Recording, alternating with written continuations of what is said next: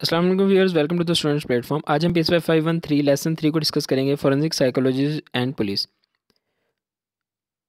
Violent criminals, ऐसे criminal जिनको सज़ा पूरी होने के बाद भी छोड़ दिया जाए तो वो दोबारा से वो काम करना शुरू कर देते हैं, कुछ अर्से बाद क्राइम करना शुरू कर देते हैं। फॉरेंसिक साइकोलॉजिस्ट देखते हैं कि ये क्रिमिनल जेल से छूटने के बाद दोबारा क्राइम करना शुरू करेंगे या इससे बाज रहेंगे। ऑफेंडर्स विद MR ओब्लिगेल्डी, लो आईक्यू वाले ऑफेंडर्स के साथ साइकोलॉजिस्ट जो हैं वो उनके साथ ट्रीटमेंट करते हैं, इनकी क्वेश्चनियर्स करते हैं इनसे, जिससे इनकी मेंटल हेल्थ के बारे के इश्यूज़ को देखा जाता है। इस तरह कह रहा है कि इनकी जो है प्रोफाइल बनाई जाती है, इनकी साइकी इस तरह की बना दी जाती है जो कि आगे चलकर इनके लिए जो है वो हेल्पफुल होती है। रिस्क असेसमेंट क्या है? रिस्क इसके अंदर क्या है, क्रिमिनल को छोड़ा जाएगा तो वो किस हद तक लॉस होगा और लॉस के बाद के दोबारा होने की पॉसिबिलिटी क्या है, यानी कि वो दोबारा से वो उस काम में चले जाएंगे, दोबारा क्रिमिनल बन जाएंगे, इस काम की पॉसिबिलिटी क्या है, किस हद तक वो इस वेटी को कम किया जा सकता है। ये साइकोलॉजिस्ट जो होते हैं क्लिनिकल सॉरी फॉरेंसिक, ये इस चीज़ की कोशिश करते हैं। Importance of risk assessment, identify करते हैं डिफरेंट टाइप के ऑफेंडर जो होते हैं, उनको ये आइडेंटिफिकेशन की जाती है और उनकी मखसूस जो करेक्टरिस्टिक्स हैं कि देख के पता चला कि ये ऑफेंडर्स के अंदर मौजूद होती हैं, वो डिस्कवर की जाती हैं, ट्रीटमेंट की जाती है उनकी और इवेलुएट किया जाता है रिस्क को कि फ्यूचर के अंदर वो कितने जो हैं नुकसानदेह साबित हो सकते हैं। आगे हमारे पास आ गया पुलिस साइकोलॉजी। पुलिस साइकोलॉजी वही जो पुलिस के साथ डील करते हैं, पुलिस डिपार्टमेंट्स में काम करते हैं, पुलिस साइकोलॉजी जो होते हैं। Relationship of police and forensic psychology, इसमें कह रहा है कि डॉक्टर मार्टिन जो हैं अमेरिकन, पहले जो हैं वो अमेरिकन पुलिस साइकोलॉजिस्ट है। ये MCQs के वाले से इंपॉर्टेंट है। स्ट्रेसफुल नेचर ऑफ जॉब, इसकी को हम पहले जिक्र कर चुके हैं कि पुलिस की जो नेचर होती है जॉब की वो काफ़ी स्ट्रेसफुल होती है। लेसन 2 में इसको डिटेल से डिस्कस किया है। पुलिस एंड इंटेलिजेंस, इसके अंदर कह रहा है कि पुलिस के अंदर जो लोग होते हैं ज़्यादातर उनका IQ लो होता है।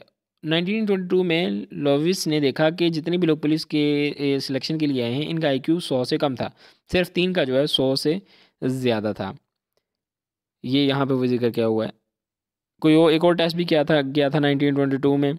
ये मैं वीडियो पॉज करके आप लोग जो हैं इसको पढ़ सकते हैं, MCQs के वाले से इंपॉर्टेंट है, सच इसके अंदर समझाने वाली चीज़ नहीं है। What causes low IQ in police, ज़्यादातर लोग जो हैं अवॉइड करते हैं पुलिस में आने से क्योंकि ये टफ़ जॉब है। आमतौर पर ज़्यादा इंटेलिजेंट लोग दूसरी जॉब्स में, इंजीनियरिंग, डॉक्टर वगैरह के अंदर जाते हैं। बाकी ये यहाँ से हम देखेंगे इम्पोर्टेंट जो है,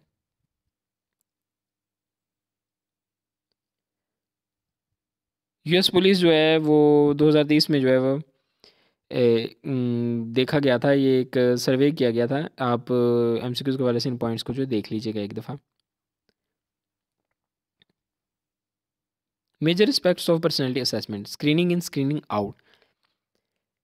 मुख्तलिफ टेस्टिंग के बाद ये देखा जाता है कि इन लोगों को पुलिस में शामिल करना है और कौन से लोग हैं जो इस जॉब के लिए सूटेबल नहीं हैं, यानी कि कुछ को जॉब में रहने दिया जाता है, कुछ को निकाल दिया जाता है, कुछ को सिलेक्ट कर लिया जाता है, नए जो सिलेक्शन की जाती है।